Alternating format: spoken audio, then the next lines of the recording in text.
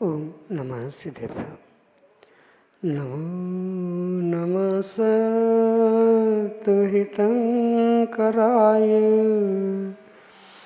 वीराय भव्याम्बुजभास्कराय अनंतलोकाय सुरार्चिताय देवादिदेवाय नमो जिनाय देवादिदेवाय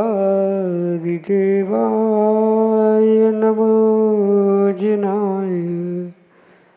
पंच परमेष्टि भगवान की परम पूज्य आचार्य भगवंत गुरुवर विशुद्ध सागर जी मुनि महाराज की, परम पूज्य मुनि श्री सुप्रभ सागर जी महाराज की।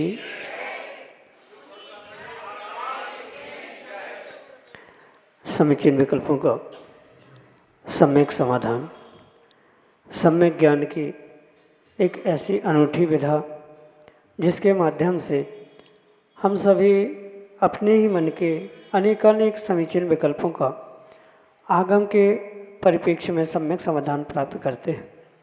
क्योंकि संसारी प्राणी के मन में विकल्प उठना स्वाभाविक है और उन विकल्पों का वह समाधान भी चाहता है। लेकिन जब पुण्यानुवदनी पुण्य का उदय होता है तब हम अपने मन के विकल्प को समीचीनता प्रदान कर पाते हैं और उससे भी कहीं अधिक पुण्य होने पर उसका सम्यक रूप से समाधान किसी निर्ग्रंथ गुरु से प्राप्त होता है।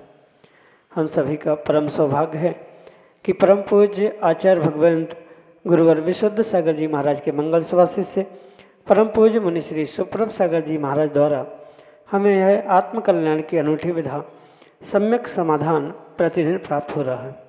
आप भी अपना विकल्प भेज सकते हैं और उसका सम्यक रूप से समाधान परम पूज्य मुनि श्री से प्राप्त कर सकते हैं। प्रारंभ करते आज का सम्यक समाधान। और आज के पहले विकल्प के लिए पिड़ावा राजस्थान से श्रीमती मंगला जैन महाराज श्री के चरणों में बारंबार नमोस्तु निवेदित करते हुए अपना प्रश्न कर रहे हैं कि महाराज जी, चौथे गुण स्थान में शुद्धोपयोग का श्रद्धान मात्र ही होता है या कुछ स्वानुभूति रूप भी वेदन होता है? हमारे समीचीन विकल्प का सम्यक समाधान करने की अनुकंपा करें। नमोस्तु महाराज जी, नमोस्तु। ओम नमः सिद्धेभ्य। परम पूज्य आचार्य भगवान गुरुवर विशुद्ध सागर जी महाराज की, परम पूज्य मुनि श्री सुप्रभ सागर जी महाराज की। आचार्य भगवंतों ने जो उपयोग के 3 भेद कहे, अशुभोपयोग, शुभोपयोग और शुद्धोपयोग, उनको गुणस्थान परख बहुत विवेकपूर्वक समझने की आवश्यकता है। और जब तक इनकी परिभाषा, मतलब शुभोपयोग क्या है, अशुभोपयोग क्या है, शुद्धोपयोग क्या है, इसका स्वरूप, उसकी परिभाषा ज्ञात नहीं है, तब तक किसी भी प्रकार से जीव सर्वोत्कृष्ट भेद से, मतलब सर्वोत्कृष्ट प्रकार से इनके भेद को नहीं समझ सकते। जब ज्ञानोपयोग, दर्शनोपयोग जीव अपने इंद्रिय, विषय, कषाय आदि के निमित्त से प्राप्त करता है, मतलब उसके ज्ञान में, दर्शन में मात्र विषय, कषाय, पाप आदि कार्य चल रहे हैं, उसका ही चिंतन चल रहा है, वही क्रियाएं चल रही है, तो उसे अशुभ उपयोग के रूप से स्वीकार किया जाए। और वही जब अशुभ की जगह शुभ यानी पुण्य क्रिया, सच्चे देवशास्त्र गुरु का स्मरण करना, उनका सेवा, वैयावृत्ति आदि करने का भाव रखना, ये पूर्ण रूप से शुभोपयोग के रूप में स्वीकार किया जाए। और इन दोनों से भी हटकर, मतलब जहाँ शुभ भी नहीं है अशुभ भी नहीं है, ऐसे उपयोग को शुद्धोपयोग कहा जाता है, जहाँ मात्र आत्मा से आत्मा में, आत्मा का आत्मा के लिए किया जाने वाला उपयोग है, ज्ञान दर्शन रूप परिणमन है। इसलिए वह पूर्ण रूप से शुद्ध स्वीकार करते हुए शुद्धोपयोग कहा जाता है। रही बात गुणस्थान परक इनकी व्याख्या की, तो शुभोपयोग चौथे गुणस्थान की मुख्यता से स्वीकार किया जाता है। उसके पहले अशुभोपयोग की मुख्यता होती है, क्योंकि चौथे पांचवे में भी अशुभोपयोग होने की संभावना है, छठवें में भी शुभोपयोग होता है। पर प्रत्येक गुणस्थान की अपेक्षा से उनकी मुख्यता कहते हुए कहा जाता है कि जो छठवें सातवें गुणस्थान में शुद्धोपयोग है वह चौथे गुणस्थान में स्वीकार नहीं किया जा सकता। जैसे वहाँ श्रद्धान रूप या भावना रूप शुद्धोपयोग तो प्राप्त हो सकता है कि मैं ही शुद्धोपयोग को प्राप्त कर सकता हूँ, शुद्धोपयोग को प्राप्त करने की शक्ति मेरे पास है आदि श्रद्धान रूप, भावना रूप शुद्धोपयोग जीव चौथे गुणस्थान में, पांचवें गुणस्थान में प्राप्त कर सकता है। पर जो शुद्धोपयोग आगे के गुणस्थानों में, मतलब मुनिराज महाव्रती के गुणस्थानों में प्राप्त होते हैं, वह चौथे पांचवें गुणस्थान में प्राप्त होना संभव ही नहीं हो सकता। इतना ही नहीं, आचार्यों ने स्पष्ट कहा है जो शुद्धोपयोग सातवें गुणस्थान में है वह छठवें गुणस्थान में नहीं है, जबकि छठवां गुणस्थान भी मुनिराजों का है, सातवां गुणस्थान भी मुनिराजों का है। पर जो शुद्धोपयोग की निर्मल दशा, प्रमाद रहित अवस्था, जो गुण श्रेणी चढ़ने के लिए निमित्त बन रही है, वह सातवें ही गुणस्थान में है। निर्ग्रंथ छठवें गुणस्थान में होने पर भी वह शुद्धोपयोग नहीं है जो सातवें में होता। फिर वो छठवें सातवें का शुद्धोपयोग चौथे पांचवें गुणस्थान में होना कैसे संभव है? वहाँ पुनः पुनः ध्यान रखें कि शुद्धोपयोग कहने में कोई दोष नहीं है, पर मैं शुद्धोपयोग को प्राप्त कर सकता हूँ, वह शक्ति मेरे पास है। ऐसे श्रद्धान रूप, ऐसे भावना रूप ही वहाँ शुद्धोपयोग है। साक्षात जो शुद्ध आत्मानुभूति छठवें सातवें गुणस्थान में होती है वह नहीं होती, पर कथनचित चौथे गुणस्थान में भी आत्मा की अनुभूति होती है। आत्मा की अनुभूति होना भिन्न विषय है और शुद्धोपयोग होना भिन्न विषय है। आत्मा का वेदन तो प्रत्येक जीव करता है, चाहे वह मिथ्या दृष्टि हो, सम्यक दृष्टि हो, 8वें 10वें 12वें 14वें गुणस्थान वर्ती भी जीव क्यों न हो, वह नियम से आत्मा की ही अनुभूति करता है, क्यों अनुभूति करने का काम आत्मा का ही है। अंतर इतना है कि कोई जो अशुभ उपयोग में है वह अशुभ के निमित्त से, यानी अशुभ को साथ लेकर आत्मा की अनुभूति करता है, कोई देवशास्त्र गुरु के शुभ निमित्तों को साथ लेकर आत्मा की अनुभूति करता है, जिसे शुभोपयोग कहा जाता है। और इन दोनों से हटकर जहाँ कोई आलंबन नहीं है, कोई बाहर का निमित्त नहीं है, मात्र आत्मा से आत्मा का आत्मा के लिए किया जाने वाला जो कार्य है वहाँ पूर्ण रूप से शुद्धोपयोग है। इसलिए जो शुद्धोपयोग 13वें गुणस्थान में है वह शुद्धोपयोग 12वें में नहीं है, 12वें में है वो 10वें में नहीं है। क्रम क्रम से नीचे नीचे के गुणस्थानों में उसकी कैटेगरी कह दो, उसके शक्त्यांश कह दो, कम होते जाते हैं। इसलिए ये ध्यान रखें कि चौथे गुणस्थान में भी भावना रूप शुद्धोपयोग हो सकता है, श्रद्धान रूप शुद्धोपयोग हो सकता है कि मैं इस शुद्धोपयोग को प्राप्त कर सकता हूँ, मैं शुद्धात्मा हूँ। उस आत्मा की अनुभूति भी एकाध क्षण वहाँ होने की संभावना है। आचार्यों ने स्पष्ट लिखा है, जैसे 2000 आम के पेड़ किसी बगीचे में लगे हैं और वहाँ एकाध नींबू का पेड़ लगा है, तो उसको बगीचा किसका कहलाएगा? वह स्वाभाविक रूप से आम का ही बगीचा कहलाएगा, नींबू की कोई वहाँ कीमत नहीं। ऐसे पूरे जीवन भर में चौथे गुणस्थान में जीव ने कभी उस शुद्धात्मानुभूति को प्राप्त करने का प्रयास करते हुए आगे बढ़ने का प्रयास किया है, तो मात्र कुछ एक सेकंड की अनुभूति से, कुछ एक समय की अनुभूति से वह पूर्ण शुद्धोपयोग की ही श्रेणी में आ जाए। मुनिराजों जैसे शुद्धोपयोग कपड़ों आंकड़ों में घर में बैठे बैठे श्रावकों को आ जाए, ये कतई संभव नहीं है। इसलिए ध्यान रखें कि आत्मानुभूति, आत्मा का वेदन, ये स्वानुभूति तो सभी गुण स्थानों में होना संभव है, पर शुद्धात्मानुभूति, शुद्ध स्वानुभूति, शुद्ध उपयोग जो आगे की गुण स्थानों में, मतलब मुनिराजों के आगे आगे के गुण स्थानों में विशेषता को प्राप्त होता है, वैसा शुद्ध उपयोग पूर्व गुण स्थानों में, चौथे पांचवें आदि में नहीं होता। वहाँ मात्र श्रद्धानुरूप, भावना रूप होता है। यही आपके लिए सम्यक समाधान।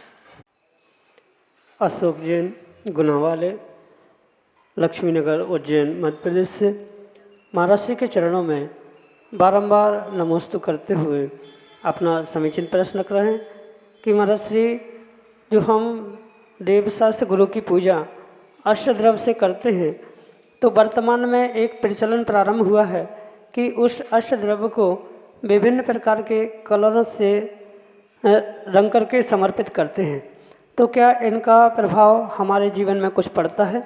हमारे समीचीन विकल्प का सम्यक समाधान करने की अनुकंपा करें। नमोस्तु महाराज जी, नमोस्तु। व्यक्ति के जीवन में रंगों का बहुत बड़ा प्रभाव होता है। वर्तमान में ही नहीं, अपितु भूत में भी इन रंगों के माध्यम से बहुत सारी चिकित्सा, बहुत सारे उपचार, अच्छा बुरा जीवों के भाव होना आदि बहुत कुछ व्याख्यायित कर दिया गया है। आगम ग्रंथों में इसके बहुत सारे प्रमाण भी मिलते हैं। वर्तमान में भी बहुत सारे स्थानों पर मतलब अन्य दर्शनों में भी इसका प्रभाव देखने को मिलता है। आजकल तो बहुत सारी आधुनिक व्यवस्थाएं भी हुई है, उपचार की पद्धतियाँ भी प्रारंभ हो चुकी है, जो रंगों के माध्यम से व्यक्ति के व्यक्तित्व को, जीवन को प्रभावित कर सकती। पर इन रंगों का किस प्रकार से, कहाँ पर क्या प्रयोग किया जा रहा है, ये मायने रखता है कि वह जीव पर कैसा प्रभाव डालता है। उनका अगर वस्त्रों का रंग वैसा है तो कहीं ना कहीं उनके भीतर के भाव उससे पकड़े जाते हैं। बहुत अच्छा व्याख्यान इसके विषय में आचार्य भगवान कहते हुए करते हैं कि जो व्यक्ति जिस तत्व से या जिस अंदरूनी कमियों से युक्त है, जिसके पास जो कमी है, वही कहीं न कहीं वस्त्र या रंगों की पसंद के निमित्त से खोजता है। जैसे किसी को नीला रंग पसंद होता है, किसी को लाल रंग पसंद होता है, तो इन रंगों का उनके जीवन में, शरीर में, अंतरंग में कहीं ना कहीं कमी होती है, कमतरता होती है, तभी उनको वो प्राप्त करने का प्रयास करता है, उन्हें पसंद करता है। तो ये रंगों का तो महत्व जीवन में है ही, पर साथ में ये ध्यान रखें कि जो द्रव्य वर्तमान में देवशास्त्र गुरु को बहुत बड़े बड़े स्थानों पर कुछ विशेष अनुष्ठान आदि के निमित्त से चढ़ाई जाती है, नाना प्रकार के रंगों से, रंगीनों से करते हुए, तो वो तो 2 मिनट का कार्य है। यहाँ थाली उठाई और वहाँ चढ़ा दी, उतने में जीव के भावों पर या जीव के जीवन पर कोई प्रभाव पड़े आवश्यक नहीं है। पर ये ध्यान रखें कि उसका जो सेवन करने वाले, क्योंकि रंग कैसे है, क्या है, पता नहीं। आजकल तो बहुत सारे रंग केमिकल के आ रहे हैं और उन केमिकल के रंगों से आपने चावल या अष्टद्रव्य रंगा कर समर्पित कर दी। जो उसको प्राप्त करेगा उसके परिवार पर, और उसको जैसे लगभग सभी मंदिरों में पूजन की द्रव्य माली आदि को दी जाती है, तो जो उसे ग्रहण करेगा तो उसके परिवार को तो कहीं ना कहीं उसका नुकसान भोगने को ही मिलेगा। क्योंकि जो चावल केमिकल रंगों से जिसका नुकसान जीव पर हो सकता है, व्यक्ति पर हो सकता है, अगर ऐसे प्रकार से रंगे हुए द्रव्य समर्पित किए जा रहे हैं, तो जो ग्रहण कर रहा है उसको तो लग ही रहा है, मतलब वो अगर खाएगा, सेवन करेगा, तो उसका प्रभाव उस पर पड़ेगा। साथ में जो ऐसा कार्य कर रहा है, करने की अनुमोदना कर रहा है, उसको भी डायरेक्ट इनडायरेक्टली पाप भी लग रहा है, क्योंकि जानते हैं ये अशुद्ध रंग है, केमिकल है, उसका दुष्परिणाम हो सकता है सामने वाले पर फिर भी दिखावे के लिए अगर सुंदर द्रव्य सजाते हुए इन रंगों का प्रयोग किया जा रहा है, तो ये आगम के परिप्रेक्ष्य में उचित नहीं है। वर्तमान में खाने के भी बहुत सारे रंग मिलते हैं, या अच्छे रंगों का प्रयोग करते हुए जो खाने योग्य है उनका ही प्रयोग करते हुए इन द्रव्यों को सजाया जाए, रंगीन किया जाए, तो बहुत अच्छी बात है, क्योंकि उसका दुष्परिणाम ना चढ़ाने वाले को मिलेगा, ना ग्रहण करने वाले को मिलेगा, इन सभी का ध्यान रखते हुए ही इन क्रियाओं को करने की आवश्यकता है। क्योंकि हमारा धर्म मात्र दिखावे का नहीं है, दया और करुणा से युक्त है। और दया करुणा से युक्त होते हुए अगर कार्य किया जा रहा है तो वह श्रेष्ठतम कार्य दोनों के लिए भी फलदायी हो सकता है। यही आपके लिए सम्यक समझ। श्रीमती विमला जैन, उज्जैन, मध्य प्रदेश से महाराज जी के चरणों में बारंबार नमोस्तु करते हुए अपना समीचीन विकल्प रख रहे हैं कि महाराज जी गृहस्थ जीवन में रहते हुए हमसे दिन रात कर्म होते हैं, उनका बंध भी होता है और वे उदय में भी आते हैं। तो इन कर्मों की निर्जरा के लिए हमें क्या करना चाहिए? हमें समीचीन विकल्प का सम्यक समाधान करते हुए हमारा मार्गदर्शन करने की अनुकंपा करें। नमोस्तु महाराज जी, नमोस्तु। गृहस्थ जीवन में हिंसा, झूठ, चोरी, कुशील परिग्रह जैसे पापों को, पाप कर्मों को प्राप्त होना, ये अवस्था विशेष के निमित्त से स्वाभाविक दृष्टिगोचर होता है। पर श्रावक अगर सोचे, चाहे तो इन पापों से, इन दोषों से वह अवश्य ही बच सकता है।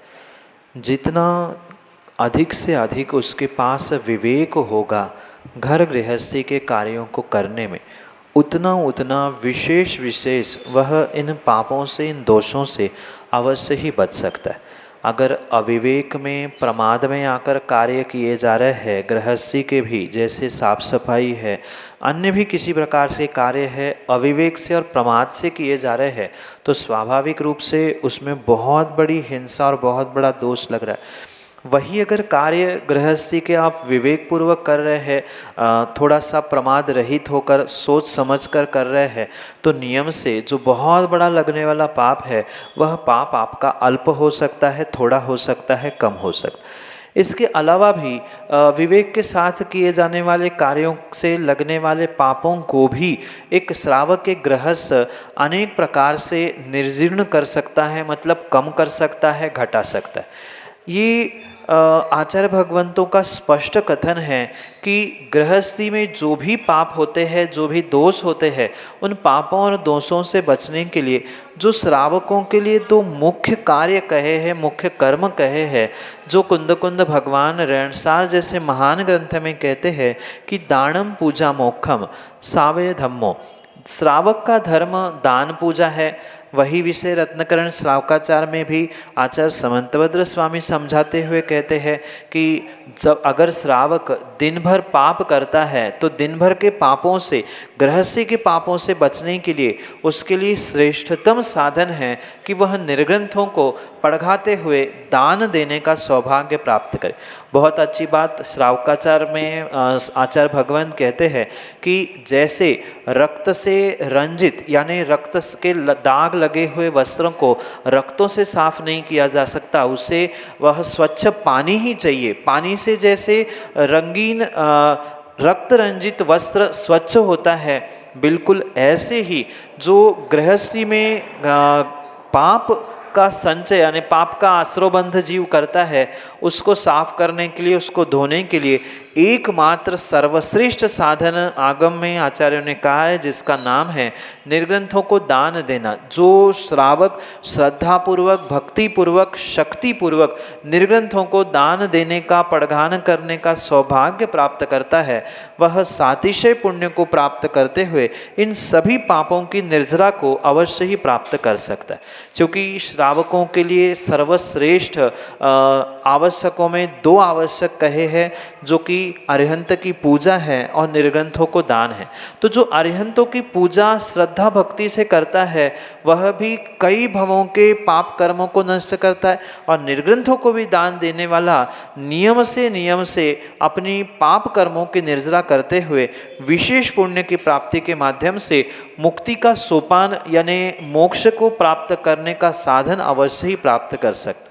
इसलिए जितने जितने भी गृहस्थी में पाप कार्य हो चुके हैं, जिससे आश्रयबंध हो चुका है, उनको भी और वर्तमान में आने वाले समय में दोनों में होने वाले उन पाप कर्मों से बचने के लिए अरिहंत की पूजा और निर्ग्रंथ को दान ये सर्वश्रेष्ठ साधन हो सकते हैं, जिससे पापों की निर्जरा हो सकती है। इसके अलावा भी बहुत सारे साधन आचार्य भगवंतों ने बताए हैं, जैसे 12 तप कहे, 12 तपों में सर्वश्रेष्ठ तप पापों से बचने के लिए प्रायश्चित कहा गया है। तो प्रायश्चित लेते हुए भी इन पापों से बचा जा सकता है। जैसे स्थूल बहुत मोटे मोटे पाप हो चुके हैं, छोटे छोटे भी दिन भर पाप होते, उनके लिए भी 6 महीने साल भर में कभी गुरु के पास पहुंचकर साल भर का प्रायश्चित, 6 महीने का प्रायश्चित, जब जहाँ जैसे गुरु मिले अपने दोषों की आलोचना करते हुए पापों का प्रक्षालन करने के लिए प्रायश्चित भी किया जा सकता है। तो अनेक साधन कर्मों की निर्जरा, पापों की निर्जरा के लिए हो सकते हैं, पर मुख्य साधन श्रावक पर्याय के लिए कहे हैं तो वह दान और पूजा है। जितनी श्रद्धा, शक्ति और भक्ति पूर्वक श्रावक दान पूजा करता है, उतने ही कर्मों की निर्जरा वह प्राप्त करता है। यही आपके लिए सम्यक समझ। श्रीमती मंजू जैन, सुसनेर, मध्य प्रदेश से अगले समीचीन विकल्प के लिए। नमोस्तु महाराज जी, नमोस्तु महाराज जी। महाराज जी, अगर शिखर जी हम जाएं और शक्ति नहीं हो, डोली से कर ले, तो उसमें कोई दोष?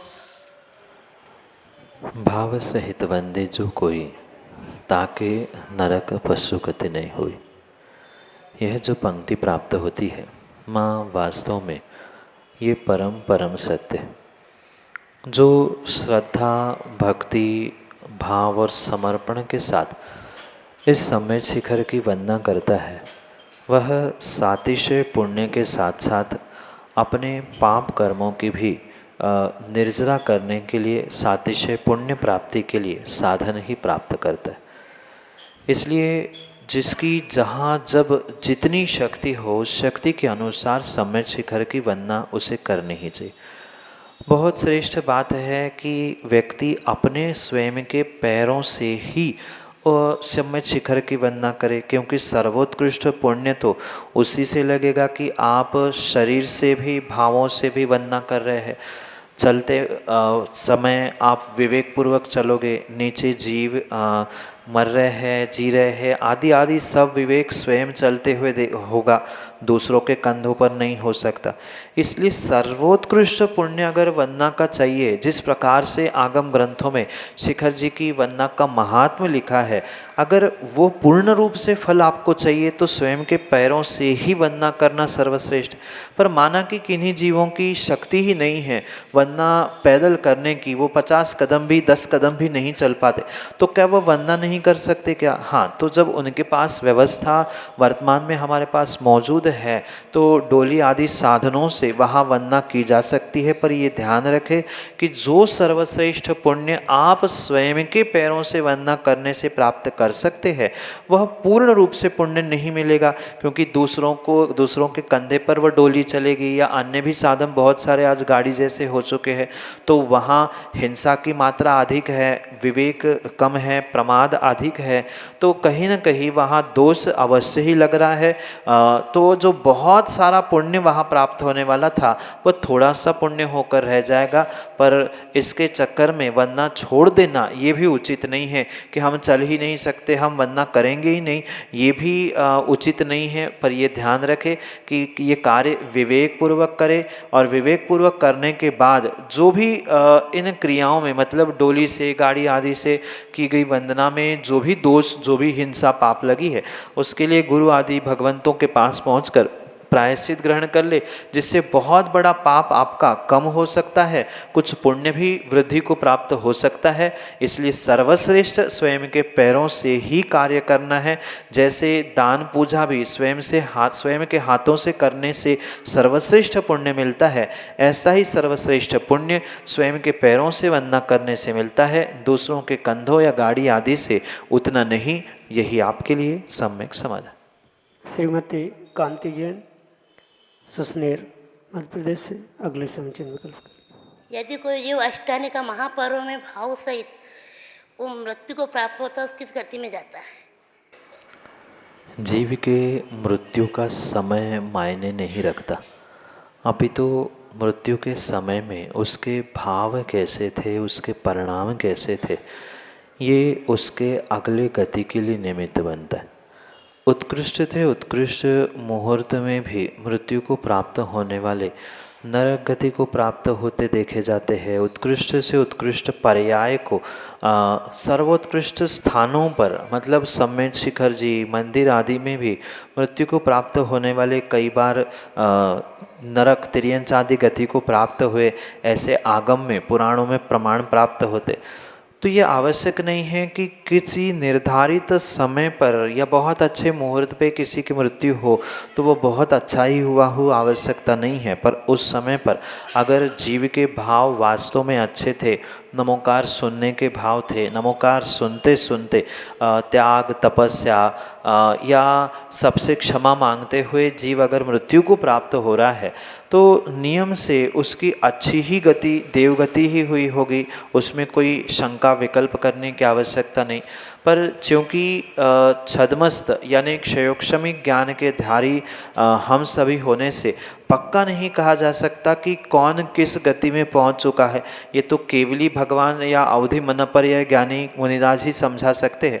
पर हम एक अनुमान लगा सकते हैं कि अंतिम समय में उस जीव के भाव बहुत अच्छे थे, नमोकार सुन रहे थे, सभी से क्षमा याचना की हो, सभी का त्याग करते हुए अगर प्राणों का इस शरीर का त्याग किया है तो हो सकता है वो सर्वोत्कृष्ट गति जो वर्तमान में स्वीकार की जाती है उस देवगति को भोगों की अपेक्षा से उत्कृष्ट माने जाने वाली गति को प्राप्त करने वाला हो, या हो सकता है मनुष्य गति को भी प्राप्त उसने किया हो। पर सम्यक दर्शन के साथ अगर उसने ये पुरुषार्थ किया है तो नियम से ही वह देव बनता है, क्योंकि सम्यक दृष्टि मरकर मनुष्य से मनुष्य कभी नहीं बनता। इसलिए हो सकता है वह सर्वोत्कृष्ट रूप देव पर्याय को प्राप्त करने वाले हो चुके हो। ये तो मात्र अनुमान है, अंदाज है, क्योंकि जो आगम प्रमाणों से विषय भाव आदि प्राप्त होते उनसे ये समझा जा सकता है। इसलिए अच्छे दिनों में अच्छे भावों के साथ अगर जीव ने मृत्यु प्राप्त की है तो वह अच्छे देवगति को प्राप्त हो चुका है, क्योंकि देवों की भी बहुत सारी कैटेगरी प्रकार का है। तो किसी भी प्रकार से उत्कृष्ट देव पर्याय को प्राप्त हो चुके हैं ऐसा मानने में कोई भी दोष नहीं है। यही आपके लिए सम्यक समझ।